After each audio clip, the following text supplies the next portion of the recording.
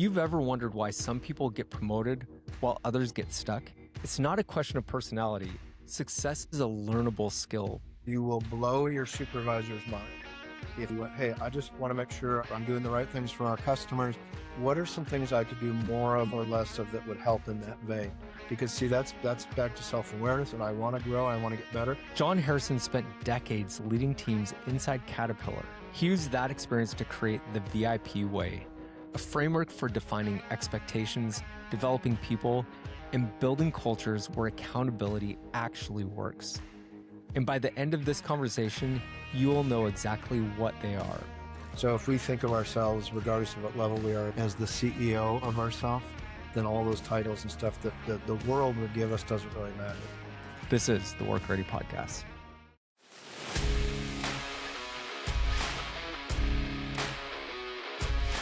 Let's just jump straight in and start with something a lot of people feel, but don't always know how to articulate, which is why so many workers are disengaged. When you walk into a workplace where people are disengaged, what do you see? So what I would see, even walking into those facilities, the Gallup numbers say 2 out of 3 people disengaged. The biggest chunk of that are people that I would call toes on the line. They're not, they're not toxic, using that kind of term. They're just hanging out, doing the bare minimum. And I think that can come from all kinds of reasons. I think people would think, well, maybe their pay and benefits aren't what they expect. I think that's a very minor reason. I think usually it's they're not being challenged, or probably number one, they are seeing a lack of accountability.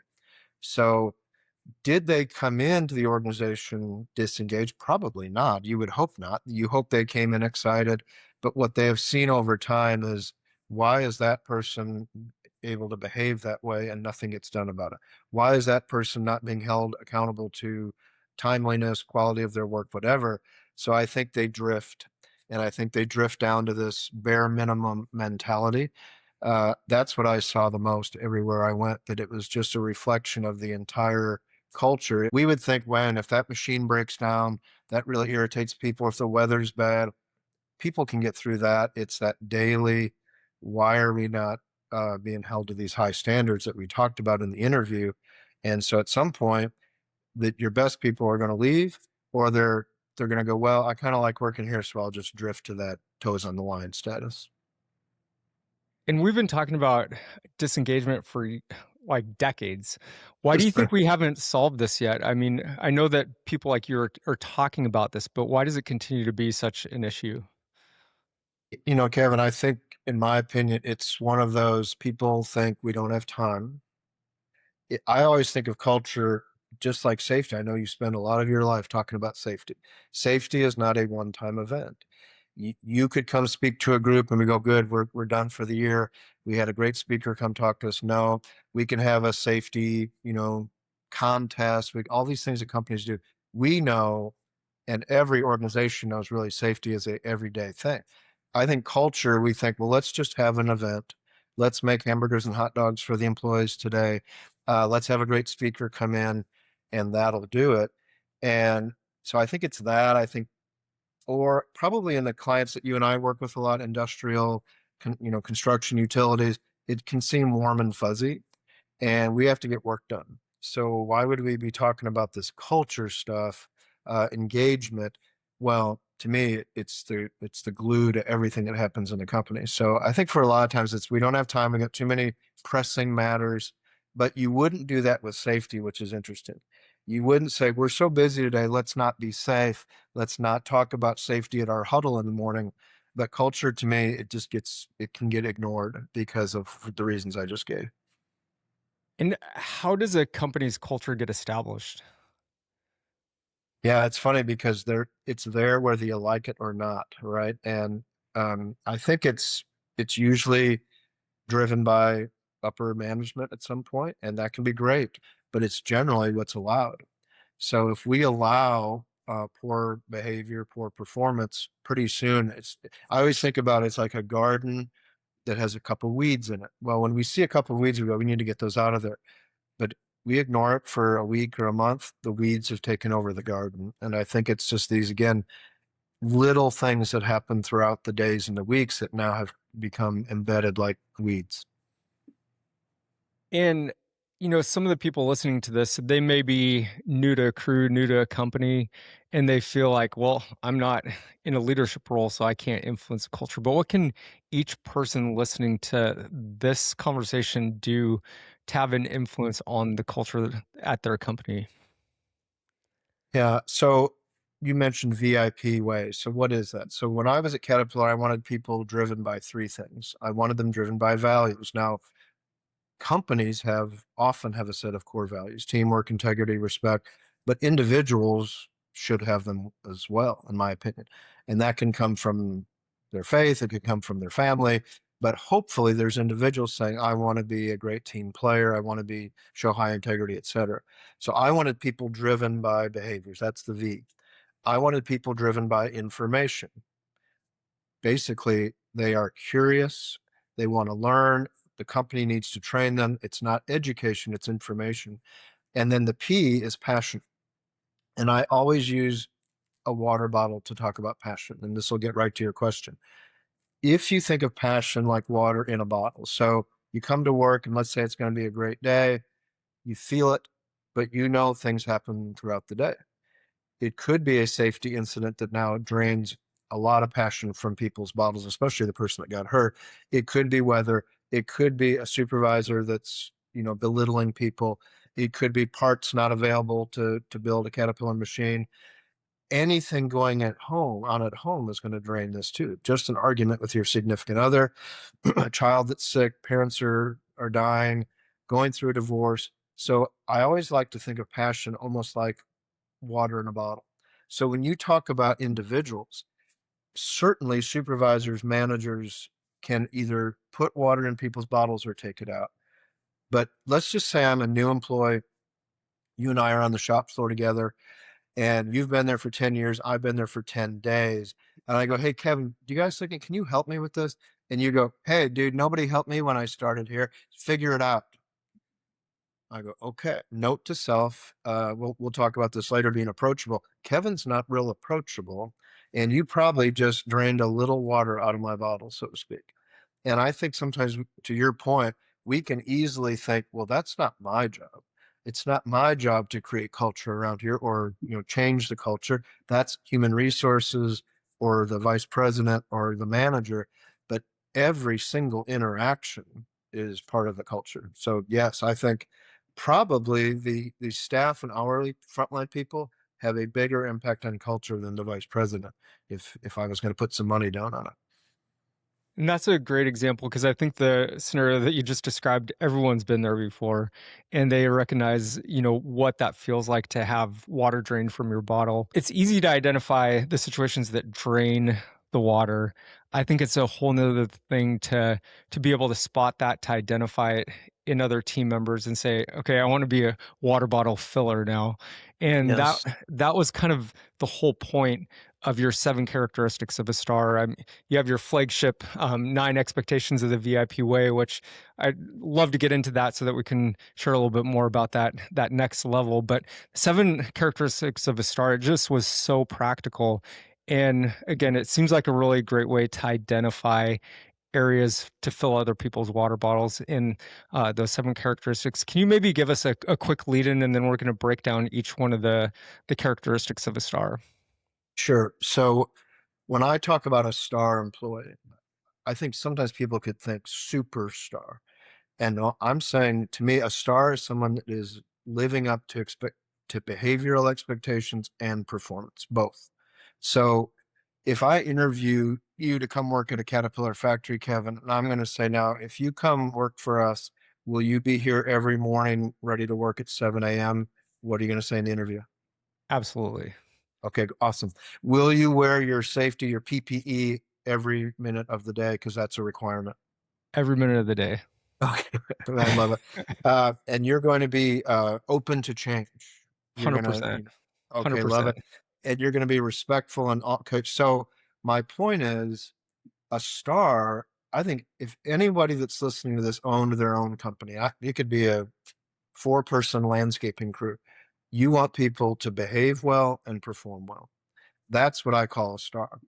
And so I've had people over the years say, so looking back, what do you think are those characteristics that make people star employees? And what's amazing about as we start to go through these, you don't need a master's degree or a PhD or have 20 years experience or be 60 years old.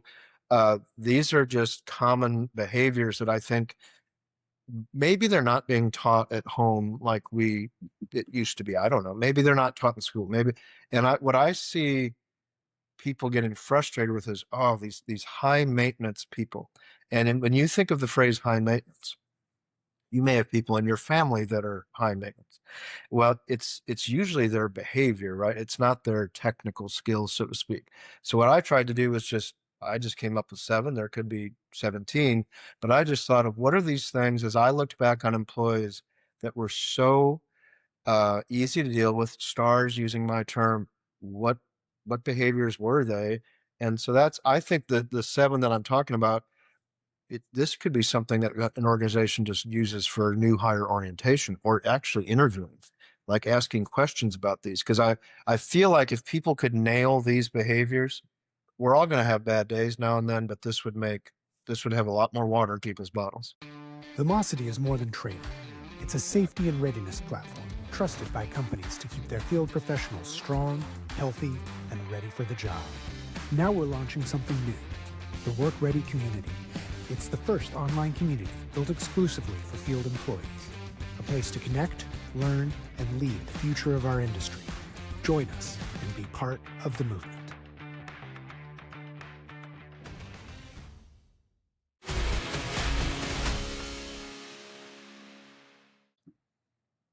Before we jump in, let's differentiate behaviors and characteristics versus traits and why it's so important. Because, again, I see behaviors and characteristics as things that we can develop on our own versus traits. Some people think this person either has it or they don't. Yeah, and you mentioned the word personality before, right? So I can be an introverted person, and maybe that is my personality. It's an inborn trait, so to speak. But I can still be resilient, and I can still be respectful, and I can still be approachable. Someone that is life of the party, you go, wow, that person, man, talks to everybody on the job site, fun. Okay, well, that could be inborn, but even taking that trait, someone that is life of the party could come across disrespectful sometimes. They could tell the joke that's not appropriate. So yeah, I think it is that regardless of what you feel your inborn personality or traits are, I think these are things that could be learned and practiced. And back to this thing about people just getting frustrated. I think all human beings go, why are these parents not teaching these kids blah blah blah, what like we were? Now I also think it's funny, I do a whole thing on generational differences in my training, and I wrote this whole curriculum not because I'm a genius, like I said. I just kind of saw it and made a lot of mistakes along the way. I think we just get frustrated that people aren't like us. Like why aren't these 20-year-olds raised like we were, the 60-year-olds? Why aren't schools doing this? Why does social media do that?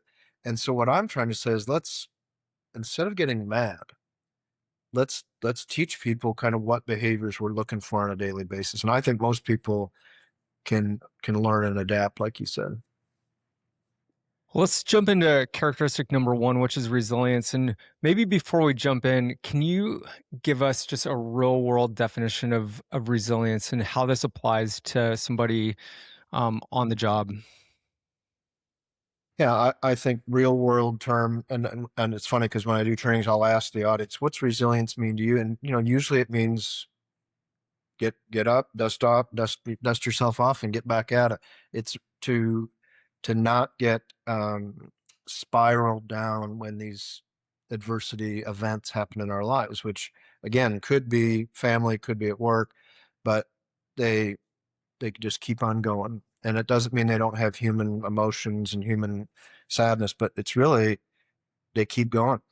And it sounds pretty simple, but it's critical to parenting, it's critical to marriage, and it's critical to the workplace. What are some of the other components or ways that you would describe resilience as it relates to work and outside of work? I think a big part of it is realizing if we really stop for a second that we have been resilient, we've gotten through things. And I don't care if you're 20 or you're 60, we go, yeah, I remember back, well, it could have been a year ago or 30 years ago. I thought this was the worst possible thing and I wasn't ever going to get through it. And I did. And I think sometimes we just need to stop and remember that. I really think God designed us to be much more resilient than we think we are. And so I think it's remembering the things you've been through in the past. But if you're going through something right now, to put it all in perspective. And again, this can sound a little cheesy, but the sun's going to shine tomorrow and their life's going to go on. And what I see a lot of people do is in their brain, they start thinking the worst case. Well, I don't know the numbers on this, Kevin, but the worst case happens very, very, very rarely. So we convince ourselves that we're not going to get around this. It's going to be awful. And I think we just have to train our brains, just like you talk about, training our bodies. We've got to train our brains to go, no, we're going to get through this. And if you talk to 80-year-old people, they can talk about this forever because they've go, oh my gosh, that's such a minor thing, but even we have 3 grown daughters, 2 of which are, all 3 are married, but 2 of them have children. And this, Kevin, that when their kids are 1 year old, they go, oh, are we ever going to be out of diapers? Are we ever going to be able to sleep through the night? And of course, at 60, I go, yes, you will absolutely be through all that stuff. And you won't, I can't even remember those days, basically, when my grown children were in diapers.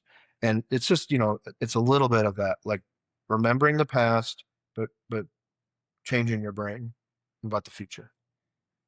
And what is a exercise somebody can do? Because again, we're inundated.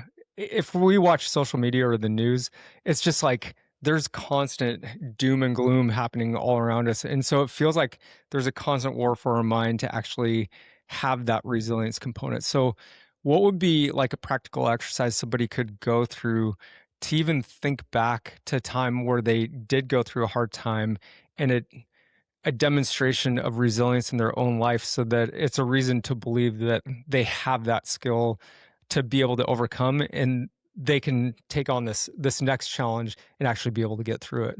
I think part of that is when you start to feel another doom and gloom moment, to separate from that.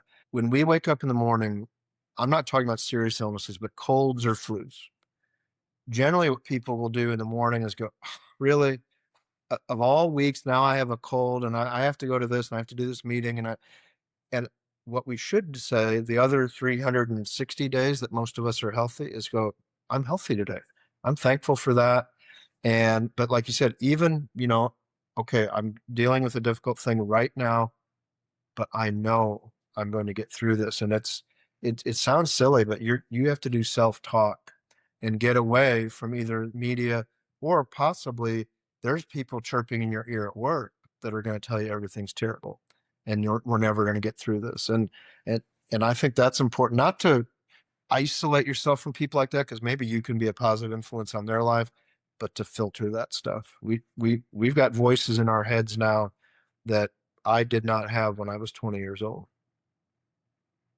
A practice that I started, I don't know, probably 10 years ago is I have a journal and I just write down 3 things I'm grateful for every day. And that's the first thing I do every morning. The research is pretty compelling because you do start to rewire your brain towards a positive outlook, towards, being thankful. And then when you encounter those times where it presses against your resilience, it gives you that edge, I think, because you can see the other side of it and you remember back to how you got through those tougher times before. Yeah, it sounds simple, but we really do have to retrain our mind, like you said. So characteristic number 2 is civility. And, you think about civility, and especially in a macho culture, I mean, it sounds pretty soft to say that civility is something that we want to embrace. Can you, first of all, give us a definition of civility in the context of work and life, and then why that actually is a performance advantage?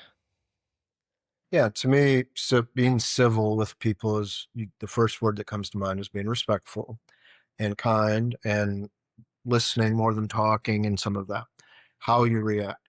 And again, you're right. In the in the industrial world, so to speak, you can go, oh yeah, so we can't hold people accountable and we have to be everybody, be soft and fuzzy. No, I think, unfortunately, back to social media, what we see, most of the little videos we see are people not being civil. And it's the person at the restaurant that throws the, stool at the cashier because they're mad, or they, knock all the, napkins on the floor. It's traffic, it's road rage. So to me, I feel like people that are civil at work get heard more. That's all. And yes, it looks more passion filled if I cuss and scream and yell, but and we'll talk about this later, but I think if you can reach out to people in a civil manner, especially today, it's going to look so unique and so different. So as a supervisor, I did have to work on, I was probably, because I had a heart for people, I wasn't holding people accountable as well as I should. I was never, I would say, uncivil to people. So there's a balance. I didn't want to yell and scream. So I thought, can we have a culture in the workplace where Kevin knows exactly what you need to do every day? And if there's something that's not going well, I'm going to correct you in a respectful, civil way. I don't have to come down on you, so to speak. And so I do think it is countercultural today to be civil. And we can disagree and be civil, but you don't see a lot of shows on television or podcasts like that. Like, we could do a podcast, Kevin, where you and I just yell at each other for a half hour, like we disagree. And this happens with sports shows all the time. I feel like two people that say, I hate this guy's the greatest of all time. No, I don't think he is. And they argue for a half hour. And unfortunately, that gets ratings. But I'd rather listen to, hopefully, you and I chatting and doing that in a civil manner and getting people to think and not have all this shrapnel around us, so to speak. And you said that you came up with this framework from real world experience in your 25 years at Caterpillar. Can you give us a real world example of where you saw civility positively impact a culture and that stuck out in your mind to say this is definitely a core characteristic that people should have? Yeah, and frankly, what I saw, especially in the factories, and I started off in the office side and then went to the factory for most of my career. Obviously, I saw the opposite a lot. So public belittlement of somebody. And I remember my stomach hurting just hearing. I wasn't even the one getting yelled at, but just being around it. But then there was a supervisor in a factory that I saw who I saw him literally pulling people aside and almost like a coach, talking to them privately. Volume was down. And I like the phrase lean in. I saw employees almost lean into this person, where back to personality types that you mentioned, if you are a bold type A kind of personality, I can yell and scream at you and you're probably fine. Like you can handle it and you go on with your life. But people are so different that I saw that overbearing type of approach ruin people. And it's interesting. So I went to college in Indiana. Bobby Knight was our basketball coach, and he was known for a lot of that stuff. But I also saw players that just crumbled under that approach. So he held people to high standards. I just don't think he adjusted. And so it doesn't mean civil doesn't mean, again, soft or weak, or I don't hold people accountable. I might need to be a little bit more forceful with this employee than this other employee. But what I saw in this individual, I'd be on the shop floor and I would see people just wanted to bust through a brick wall for this person because he did hold them to high standards, but he didn't embarrass them. He didn't belittle. He didn't showboat, so to speak, in front of everyone else. And that's, again, back to the toes on the line we mentioned, or the disengaged people. At some point, people go, I'm just going to fly under the radar here. I'm going to do the bare minimum because the last thing I want to do is be publicly embarrassed. And I've yet to find an employee, by the way, that said, hey, Kevin, if I come to work for you, just so you know, I love to be to look, I like to be made to look stupid and be publicly embarrassed. So if you could do that for me, I will be motivated. Now, can some people handle that better than others? Yes. But I've yet to find an employee that's the key to their success. It's interesting that you say that, because it almost, going back to the opening of this, makes you wonder if a lack of civility may be one of the underlying causes of the lack of engaged employee and the lack of engagement. Like, that just seems like such a huge part of that whole equation.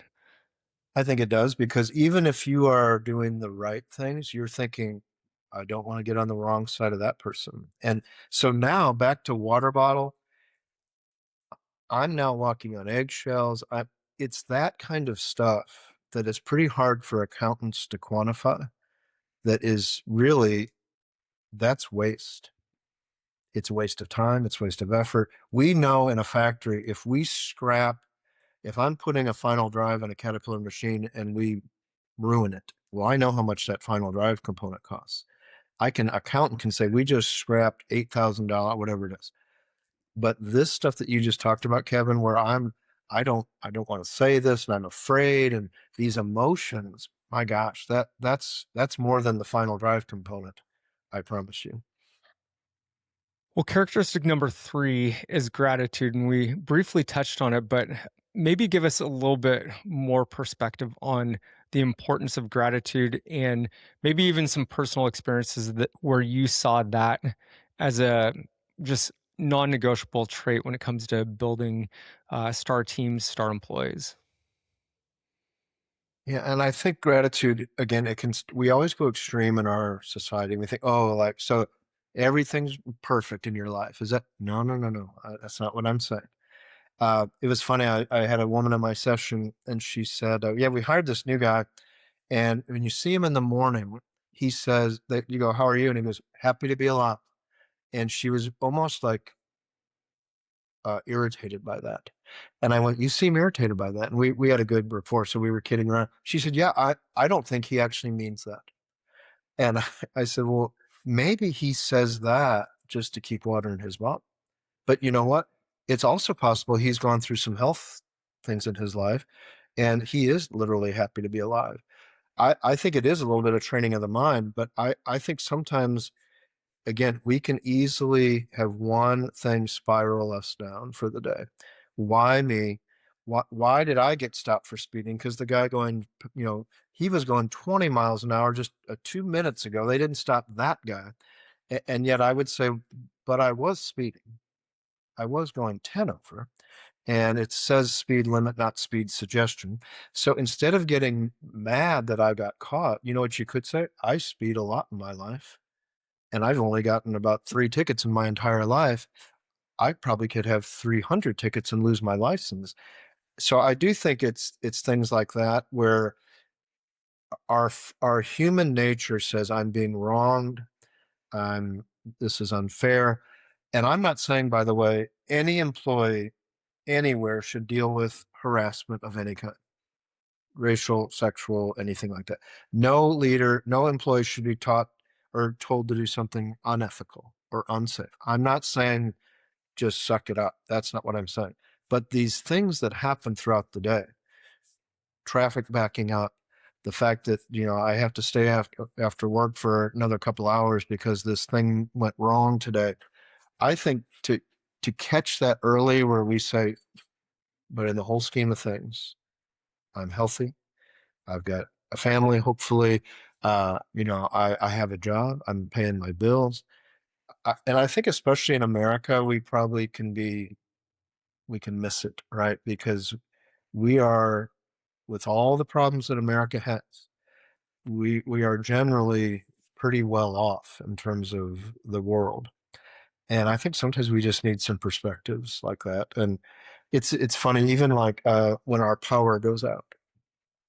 I can't believe it. My power was out for 3 hours, and I'm like, people would go, so you're upset about that, right? So you have power 99% of your life, and you have hot water coming out of your faucet. So again, I think we can say, yeah, you're just being rainbows and unicorns. No, I think gratitude goes a long way to keeping water in your own bottle. And it's contagious. It just makes other people think a little bit that maybe I shouldn't be as frustrated right now as my humanness wants me to be. And, gratitude sometimes, like you said, unicorns and rainbows, like sometimes you can express gratitude in a way that people get annoyed and they're like, this person can't be that happy. And it almost does the opposite thing. Seems fake. Yeah, exactly. So what are some things that people can practically do if they're in an environment where it's just tough? I mean, maybe the civility issue is an issue on their crew. What can they do to demonstrate gratitude in a way that's subtle but consistent so that it maybe starts to, you know, put more water in other people's water bottles rather than get perceived the wrong way?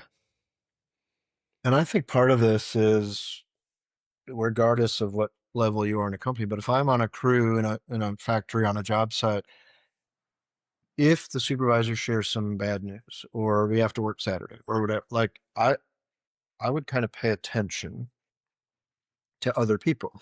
Some people they're going, yep, this was life, and they move forward. But someone else, you can almost get a sense that they are really frustrated about that or sad. I don't think there's anything wrong being a crew member and going, hey, Kevin, what is one-on-one, of course. What's going on? You seem really frustrated. Well, Saturday's my kid's birthday, and this was going to happen, or that, or my mom's in a nursing home, and I think some of it is just reaching out to people and going, hey, I get it, and who knows? Possibly you could say, well, if it's your kid's birthday, maybe you're new. You can talk to the supervisor about that. Maybe he can make an accommodation for it. Like I feel like more than ever, that's all people need sometimes is. But I think you don't have to be an HR person or a supervisor to notice how people are feeling. And again, back to safety. Of course, in any environment, if I see you doing something unsafe, I don't go, well, I'll just wait for the safety person to come deal with Kevin. I'll wait for the supervisor. Every company I know of says, no, Jon Harrison, you're supposed to go help Kevin be safe right now. And I think for some of this, it's those one-on-one conversations is probably where you can get people to be show a little more gratitude. And if they are going through something, just that, like that person, by the way, if I go, hey, Kevin, I know this is really tough. I remember when I had to miss my kid's part, I don't know. Maybe now I'm just showing gratitude for having a coworker like you, because we do spend 40, 50, 60, 70 hours with these people. And maybe part of gratitude is, yeah, my job can suck sometimes, but I've got people around me that I know I can rely on. And if you're one of those people that can help people through stuff like that, gratitude jumps up pretty big, I think. Absolutely. Characteristic number 4 is flexibility, and I like this one because I would say that most often things don't go as we plan it, and so it can really create disharmony for people when, things don't go as we plan, and then they have to exercise that flexibility. So why is flexibility such an important trait? Well, and again, you'll see these 7 can all start to overlap somewhat because flexibility is part of resilience. I'm going to get through this, but I'll tell you, I just mentioned earlier that I've yet to find an employee that says, I like to be publicly embarrassed and made to feel stupid. I've also found 100% truth about employees. Generally, they like to make more money, generally. Like if I want, Kevin, here's more money, most employees will take it. Now, you and I know this, not because we're so smart, but in any organization to make more money, what do you usually have to take on more of? More responsibility or more Yes. hours? And responsibility, yes, you gave one subset of that. If most organizations, if you go, I want to make more money, someone's going to say, well, Kevin, then you'll need to take on more responsibility. It could be hours. It could be a crew. It could be, if you're a salesperson, a bigger territory. It could be 3 projects instead of 1, whatever. So if you take on more responsibility in work or becoming a parent or whatever, guess what? You got to be flexible, because things happen. And Jen and I joke about this, my wife, people read parenting books and they go, got it. And then they have the baby and they go, oh, this wasn't in the book. And so we got to roll with the punches. And I think flexibility is so important because, first of all, I think you'll have more water in your bottle if each little change that happens doesn't drain your bottle. But if I'm thinking I need a supervisor for this crew, and man, Kevin is so flexible.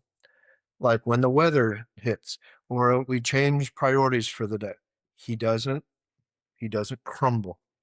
He doesn't cuss and scream about the change. He is flexible.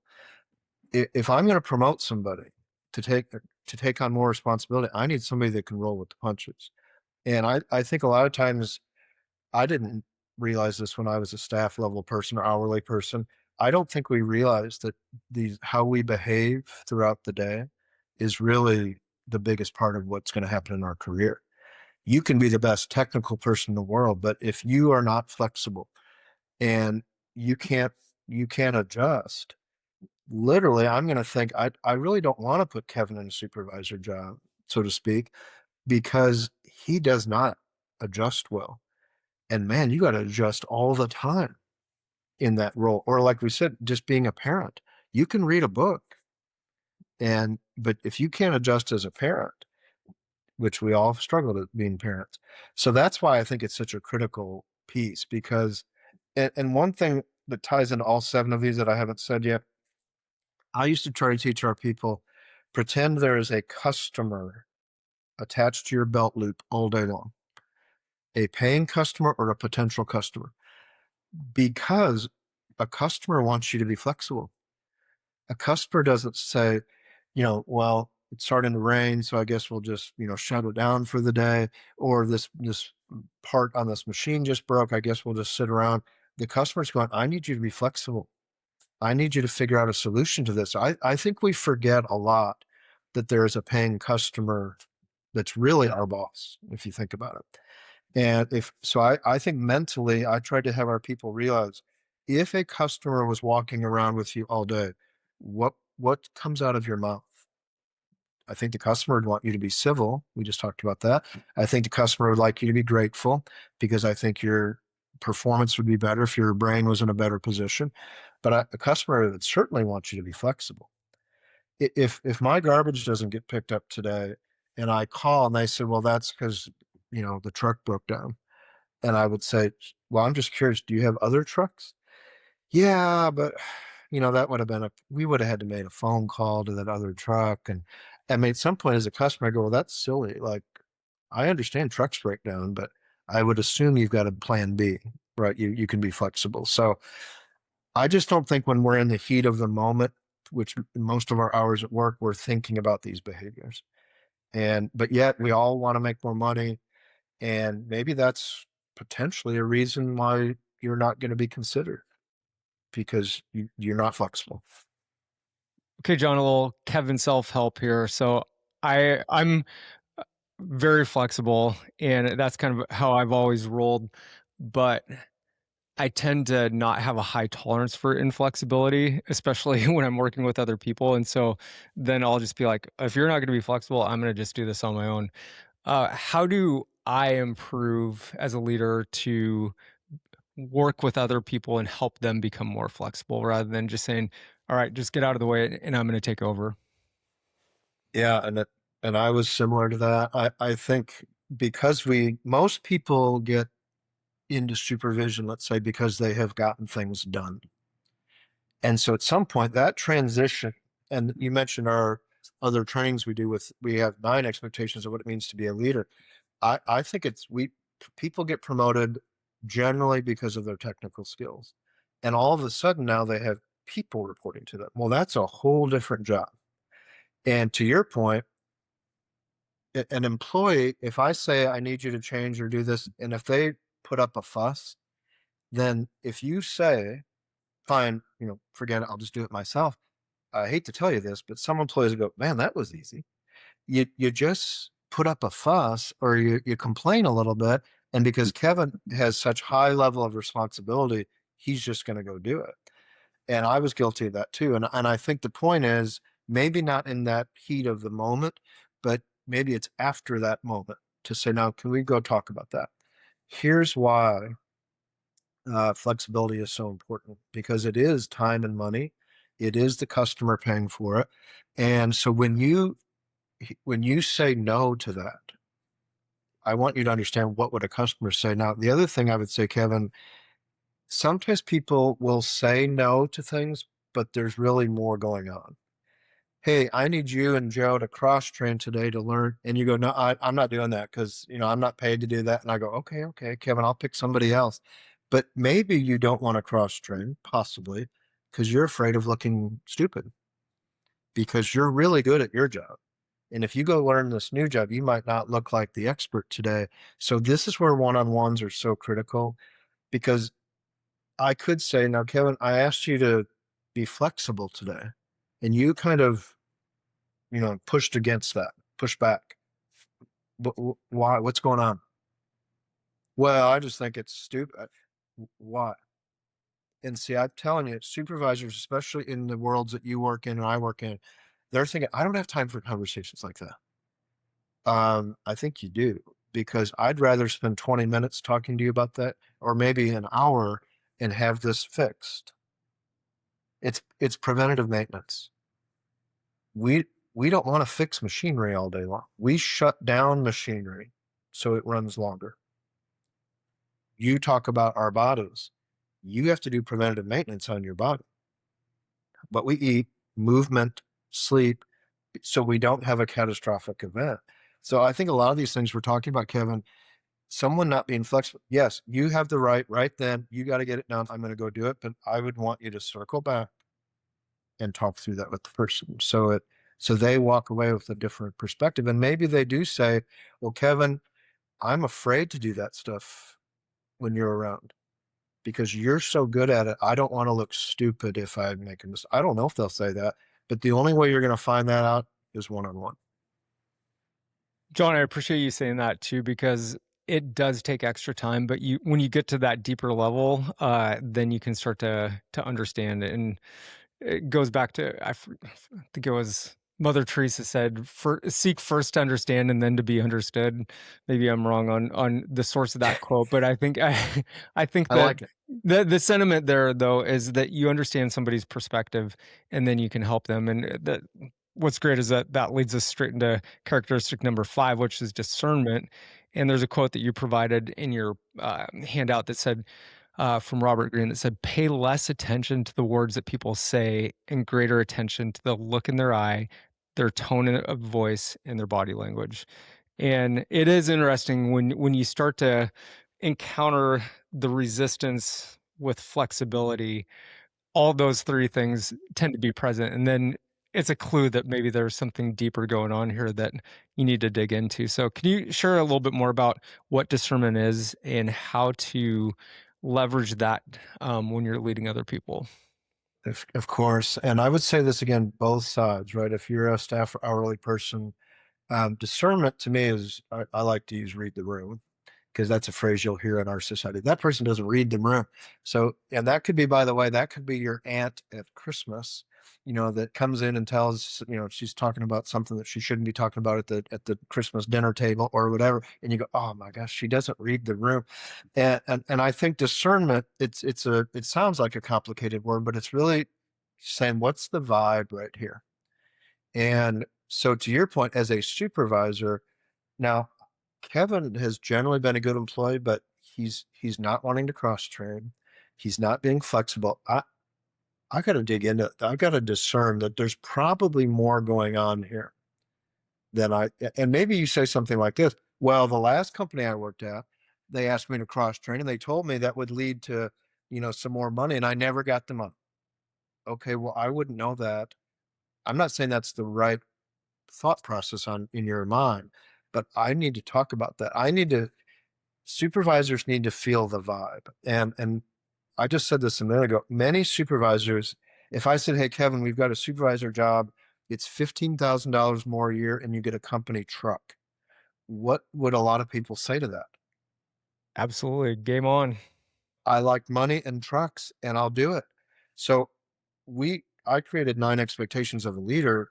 One of which is holding people accountable. One is knowing your people. One is communicate with excellence. Because I want to be honest with people and go, hey, Kevin, we're not even going to talk about how much a supervisor makes right now. We're not even going to talk about a company vehicle. Are you interested and willing to have the conversations like you and I just talked about? Well, not really. Do you want to get to know people? No, I want to say my way or the highway. Do you really want to be a champion of health, wellness, and safety? Do you want to actually have conversations with people about their stress or their burnout? No. Now, that doesn't mean you're a bad person, but I go, well, I just want to be honest with you because that's what I believe a VIP way supervisor does. If they go, I just kind of wanted the money in the truck, or in an office setting, I wanted the office with the window and the money.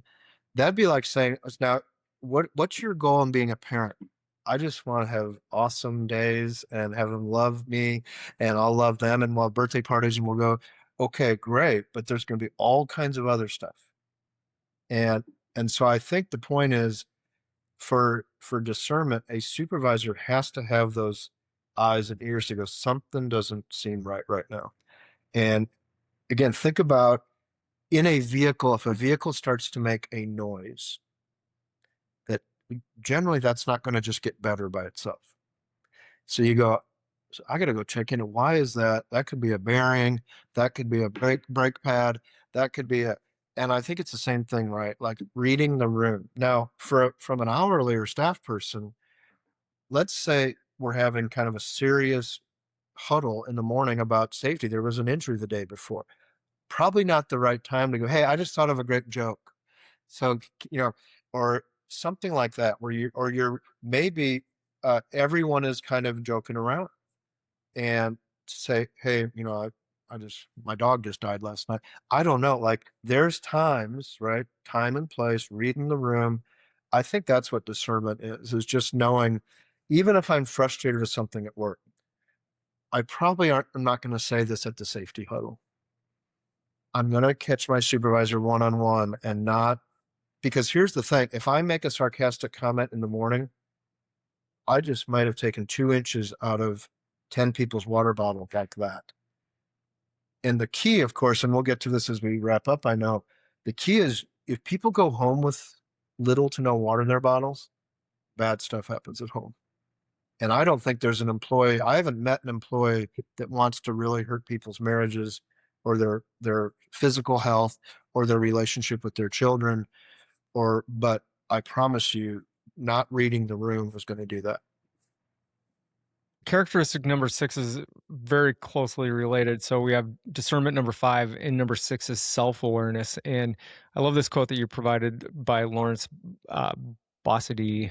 Yes. I butchered the name here, but self-awareness gives you the capacity to learn from your mistakes as well as your successes.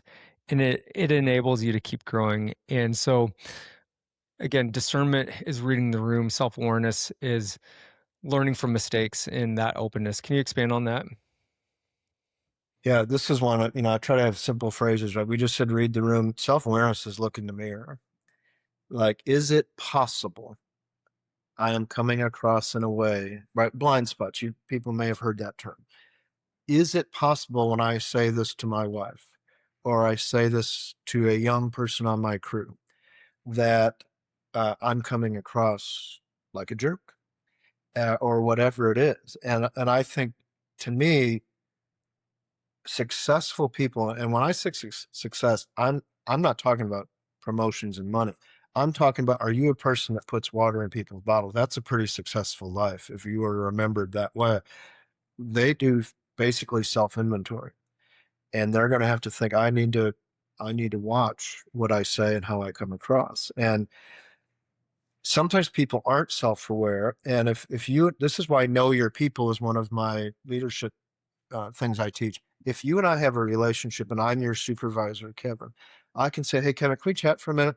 So at our safety huddle this morning, when you kind of said, man, everything sucks at this company, I want to talk about that, because I don't think you realize, first of all, what that did to your teammates, but I want you to see how that's making you people see you. I don't think you're aware that you make a lot of sarcastic comments, or you tell some jokes that I promise you don't need to be, it's going to impact a mixed audience, whatever. So I think discernment might be what's the vibe around me.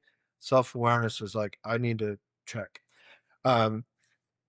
It'll be I think something I'm going to say at the end, but one thing Jen and I do as a married couple, we do self-checks a lot. I go, is there anything I could be doing more of or less of as your husband?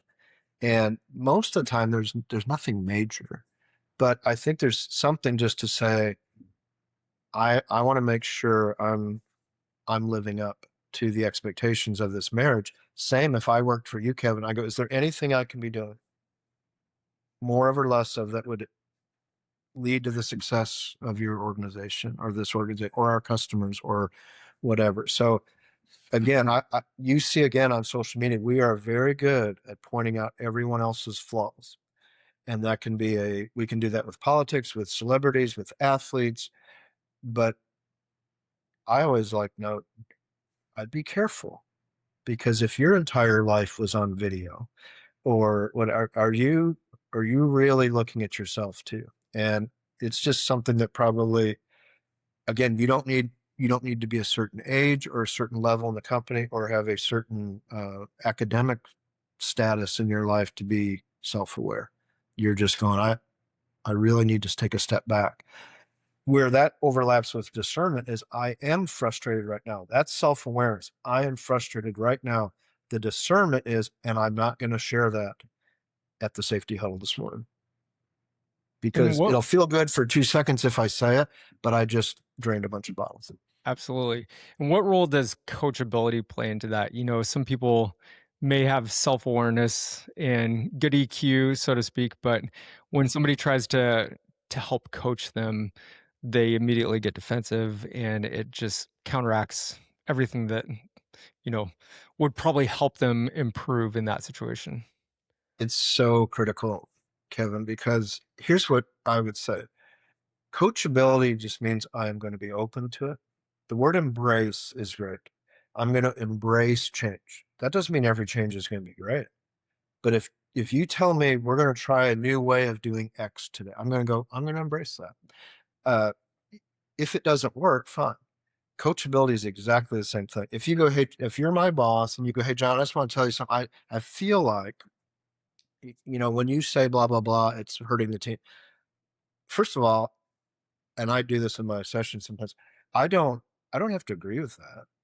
I don't go, you're absolutely right. Like, I'm not good at that. Thank you for telling me. I don't have to say that. But I can be respectful. And I can say, I appreciate you saying that. And you know what I need to do then is go think about it. That's, to me, a big part of coachability is going, I'm going to embrace the comment. Now, if you say, you blankety blank stupid moron, but okay, well, that's why I want leaders and employees trained on the same things. Because a supervisor, you're not going to, if I'm your supervisor and I give you coaching like that, of course you're not going to take it well. But I think it's important that we don't make quick judgments on that. And so, yeah, really, you're talking to me about that? Why don't you ever talk to Bill about his?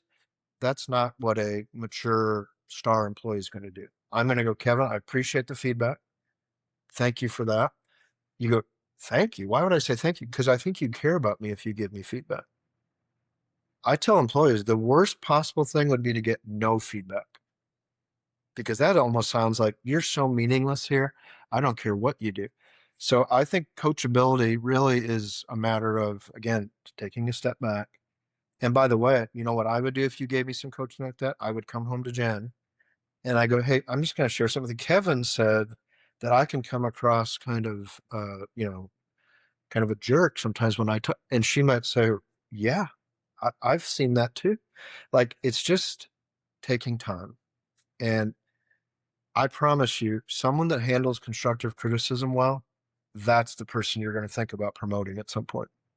Because guess what? When you're a supervisor, you get criticized all the time. And characteristic number 7 is being approachable, which is right in line with this. It's that you're putting off the vibe, the aura that people can approach you with a coachable moment, or they can come to you with hard news, and they know you're not going to blow up or not be, teased or something like that. So why is being approachable so important to leading teams? Well, and again, this is what I would say goes all through the organization. We mentioned a minute ago when I was pretending that we were peers, and I go, "Hey, can you help me with this?" And you went, "Hey, no one helped me." Well, guess what? I'm pretty sure you're unapproachable. So this goes back to the customer on the belt too. If I'm a supervisor, what are some reasons if I'm a supervisor, employees are going to approach me throughout the day? What are some things that they're going to want from me, Kevin? They're going to want instructions on a job that we're about ready to do. They're going to want to know how to problem solve a situation if it's not going the way that it's been planned. Yes. Yeah. They might come to me and say, "I need some time off because my child is sick." They might come to me and say, "I have an idea on how I think we can, improve our efficiency or productivity or safety." Basically, if I'm a customer, I want all supervisors to be approachable because I'm the one paying for all this. And if Kevin's got a great idea, but I have put out this image of being unapproachable for the last 2 years, Kevin's not going to tell me my idea. If Kevin needs help on a project, doesn't come to me because I'm unapproachable. Now, by the way, we could be unapproachable for all different reasons. It could be we're just rude. It could be we're too busy. I'm nice, but I'm always on my phone. I'm running 100 miles an hour. And Kevin goes, "I like working for John. John's a nice person, but I can't approach him because he has no time for me." Pride is a roadblock to being approachable. You come to me and go, "John, I've got a question." I go, "You don't know how to do that? I can't believe you don't know how to do that." Because I knew how to do that because I was amazing. And when I had your job, I was amazing. And I've gotten promoted and I'm amazing. And I'm being silly, but you go, "I don't want to hear how awesome you think you are all the time." So I do a whole thing about roadblocks to being approachable because ultimately the customer needs supervisors to be approachable, but we all need to be approachable because I just gave you an example.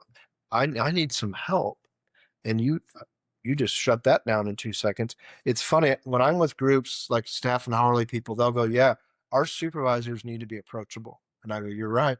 And guess who else needs to be approachable? You too. And by the way, this is completely translates to home because I know there's people listening to this podcast today that would say my father wasn't approachable or my mother wasn't approachable, or I couldn't even share anything with the person because they were either too busy or they were prideful or they were demeaning.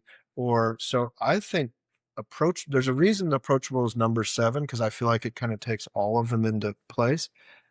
If you are seen as an approachable person, you're going to be filling bottles. And I think a customer would say that's the kind of person we want to be a supervisor. Now, approachable doesn't mean we turn our heads to poor behavior or performance. But if I am approachable, and back to what you just said a minute ago about coaching, if I've been an approachable supervisor and I give you a little coaching, I bet you're going to take that better than if I barely ever talk to you. And, the one time I do talk to you, I go, that was stupid. That was a dumb mistake you made today. Don't ever do that again. I bet you're not going to take that the right way. So it is, I feel like it's a cornerstone of life to be an approachable human being. Tension that I oftentimes hear in the workplace is that the most technically skilled people oftentimes are also motivated. They're trying to, grow in their career. They're trying to move up the ladder in the organization, but there's not a lot to develop that person as a leader. So they may be great technically, but from like a personnel standpoint and managing people, they just don't have that training. What are some steps, and this is an incredible framework, what are some steps that people can take if they have that self-awareness and they're like, "Man, I'm really good at my job, but I definitely could use some improvement from a leadership standpoint." What are some of the first steps that people can take to grow these different characteristics that we just talked about?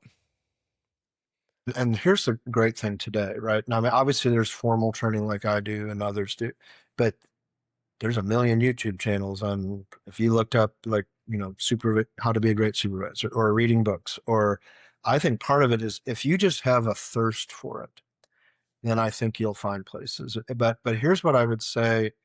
I've used Michael Jordan as an example in this because Michael Jordan, obviously one of the best of all time, 6 championships with Chicago Bulls. He became an owner / executive of the Charlotte Hornets. And they won 0 NBA championships under Michael's leadership. Now, I'm not blaming Michael for that. What that example I just gave is what happens in the workplace all the time. Michael is an awesome basketball player. He should be the leader because he basically will build us a winning culture here in Charlotte, and we'll be winning left and right. And it didn't happen because it's such a different job. And I think in sports, we find leading people, the people that are great athletes often are not the best coaches. It just occasionally, but really dramatically small percentage of great athletes become great coaches. It's just such a different job. And so my theory is the reason I have the training I do is I want people to see going in eyes wide open. This is what I believe leaders need to do. And if you said, I don't want to hold people accountable, I don't want to communicate with people and talk to people all day. Well, that's awesome, Kevin, because we love you as an employee here, but that's what comes with the job. It's kind of like saying, I'm going to get trained on how to run a fork truck, but I don't want to wear the seatbelt. And I think you would tell me, well, no, you have to wear the seatbelt. You have to wear safety glasses. I don't get to pick and choose. And I think in leadership, we think, well, I'll do the technical stuff. But this whole thing about conversations with people and, and being approachable and holding people accountable, I'll just fire people. Let's just do that. Well, that is so much time and money. So I think the starting point is if a leader says, I realize there's some things I'm not good at. And so there is a lot of books and videos and things you can do. But here's what I would say happens from the company perspective. And there's a reason my flagship training that I do is a 3-day session. And think about what a client might say to that. Well, we can't have Kevin away from the job for 3 days. And I'd go, no, I understand. 3 divided by 365 is 0.8. So basically what you're telling me is, and I don't say it like this, but basically you're saying Kevin cannot give 0.8% of his year to be a better leader. Well, I'm not saying that. Now, I'll tell you, a lot of times we don't get pushback, which is great, but it's preventative maintenance. Caterpillar shut down factories for a week, the entire factory for a week. Guess how much money that is? But you know what? The ROI was there. And so I think self-help is great, reading stuff, videos, but at some point, I don't care where you go, but I think to get some real life leadership training is necessary. And it probably does.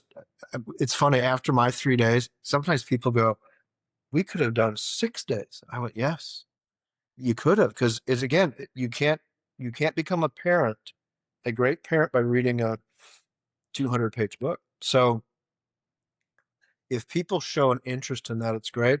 But I think from the company perspective, I just speak truth to companies and go, if you're not willing to invest in leaders in that way, then I would be concerned, because we invest in safety, we invest in, technical training, but leading people is very difficult. It's very rewarding, but it's got to be a two-way street in that regard. And so probably, like you said, technical people get promoted, and they're all of a sudden going, this other part is, Michael Jordan was going, why don't these players, basically, why are they not me?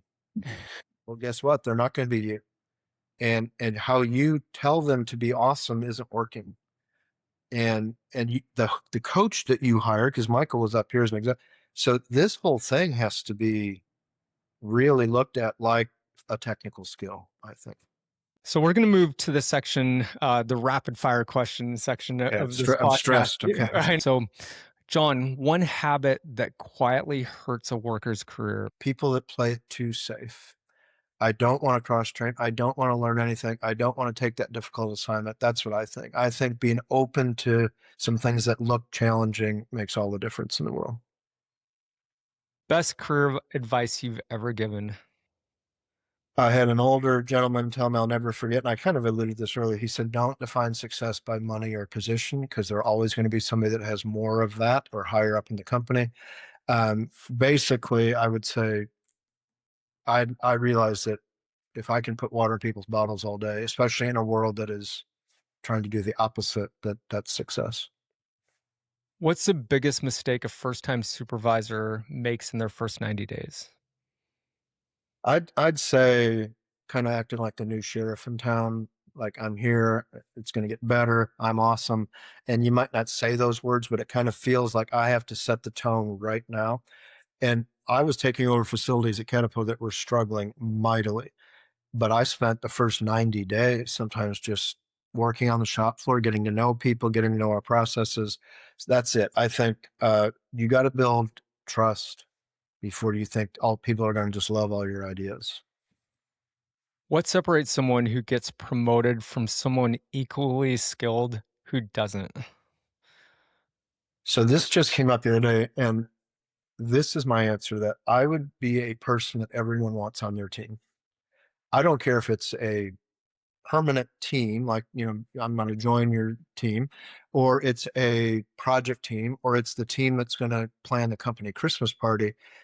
It's as simple as that, because there's a lot of smart people, there's a lot of technical people, but I'd go, you know what? Let's get Kevin on this team, because you know why?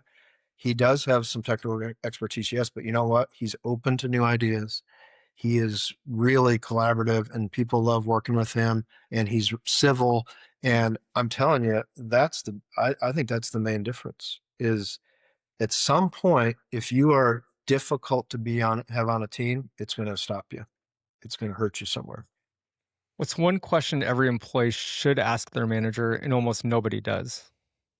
And this is so great, because I just said that this made me think of this. So I just told you, Jenna, and I say, as a husband, what can I do more of or less of? I would say you will blow your supervisor's mind if, as a staff or hourly employee, you went, hey, I just want to make sure I'm growing, that I'm doing the right things for our customers. What are some things I could do more of or less of that would help in that vein? I think if you did that, the supervisor would fall over. Because see, that's back to self-awareness, and I want to grow, I want to get better. I like more of or less of, instead of what do I suck at and what am I great at? Because kind people will go, oh, you don't suck at anything. But if you said, what could I do less of? I'd say, I'll tell you what, in our huddle meetings in the morning, I understand you got a lot on your brain, but I think some of those things that you bring up at the huddle would be better one-on-one. That's all. Like that, you know what I'm saying? That more of or less of will almost always lead to a better conversation. What role does dependability play in how somebody advances in their career? Yeah, and this is why I started with, if I interview you and say you'll be here for work on time and you'll wear your safety glasses. So it's not about the one-offs. Of course, we're going to have a flat tire and we're going to oversleep here. Okay, fine. But dependable people, I mean, we see it in sports all the time. People see these concepts in sports or other parts of their life, and they go, do you believe, that our quarterback overslept for practice and now he's not available for the game? I mean, how selfish is that? Because now it's affecting us in that way. And I think dependable doesn't mean perfect, but dependable doesn't mean just showing up on time. It's back to these behaviors. If I don't ever know what I'm going to get from Kevin, man, that's hard. Is he going to bite my head off today, or is he going to be kind? Is he going to make time for me today, or is he going to blow me off?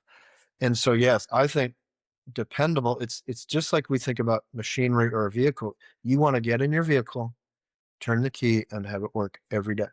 You want the internet every day now. We used to think it was amazing we had internet. Now, if it's out for 30 seconds, we get irritated. So are you that kind of person at work where people can depend on you for time and behavior? For sure. Jon, imagine someone is listening to this interview on their way home from work, and if they only remember 3 things from this conversation about being a star employee, what should they focus on? and this won't be a surprise, I think the water bottle thing is number one. Are you filling bottles? Are you draining bottles at home and at work? Again, in a culture where a lot of what we see on social media is draining it. In our longer sessions, I haven't said this exactly like this, but I think getting awkward early is a phrase that helps. If you are frustrated with your supervisor, don't let that blow up into a volcano. If you have an issue with your kid or your spouse or whatever, getting awkward early, just saying, hey, when you said that yesterday, that kind of irritated me. I want to chat about that. Catching it as early as possible. And I'm telling you this because I was awful at that. I was awful at that in my first marriage. I was awful at that as a supervisor. So I'm just sharing my pain with you. Getting awkward early is not that awkward, by the way. And it'll just fix so many things. And then I think the last thing is remember that customer on your belt, but on your other belt loop, I would put whoever on your belt that will inspire you to be a star employee.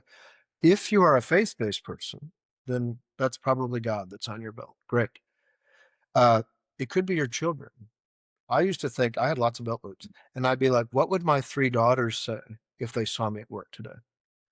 But for some of you, it could be your grandparent or grandfather, grandmother that's no longer here, and you think that person meant the world to me.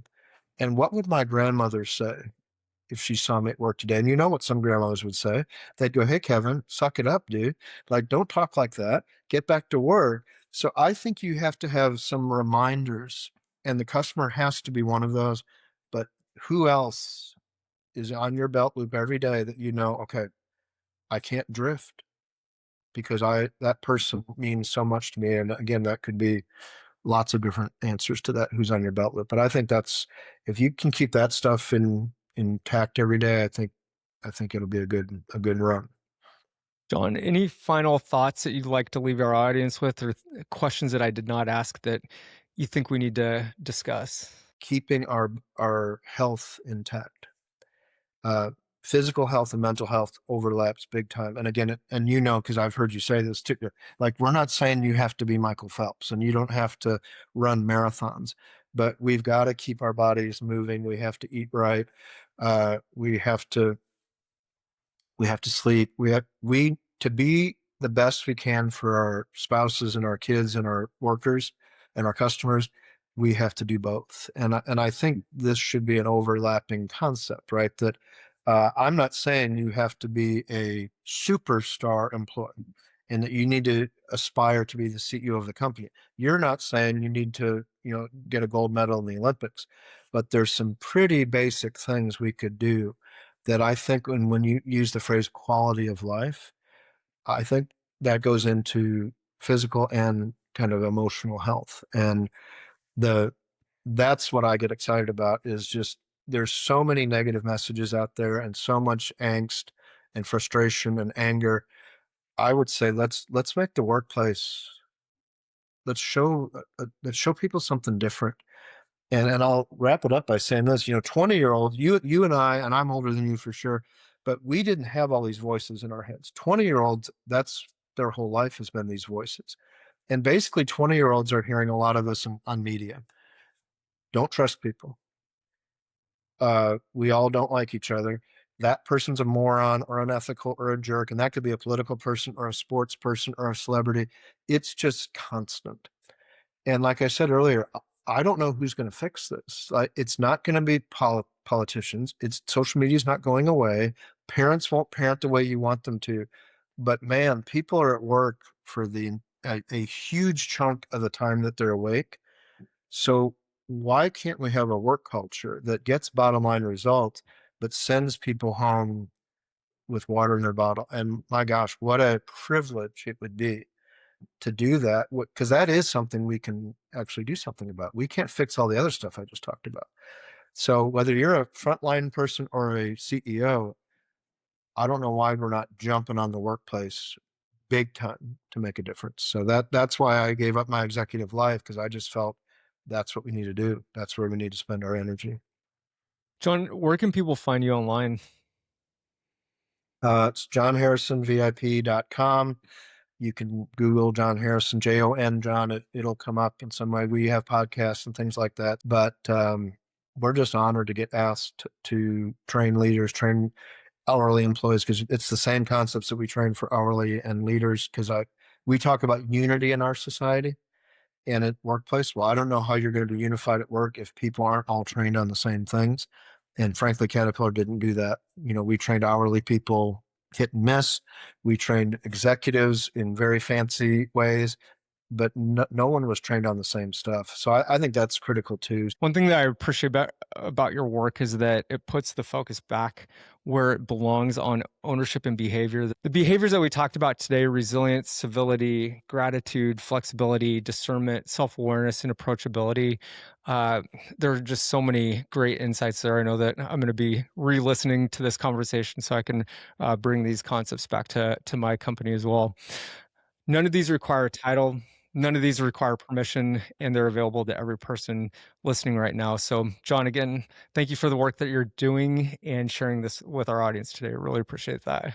I appreciate your approach too, of just getting real. And the fact that you call people in the workplace athletes is really awesome. And so if we think of ourselves, regardless of what level we are as athletes, we think of ourselves as the CEO of ourselves, then all those titles and stuff that the world would give us doesn't really matter. So thanks for the opportunity. And Kevin's going to be a guest on our podcast too, so stay tuned for that. Yeah, I can't wait for that.